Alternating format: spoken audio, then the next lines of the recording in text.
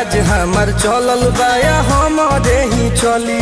ढेर अइले गइले गुंडा माफिया कतने बाहुबली, केहू के बस के चीज नइखे। इहा राज हमार चलल बाया हमारे ही चली। ढेर अइले गइले गुंडा माफिया कतने बाहुबली, मार के गोली बंद कदम बोली हरदम ला सुता दे। माहौल जवन बदली ओहके दुनिया से उठा दे, माहौल जवन बदली ओहके दुनिया से उठा दे।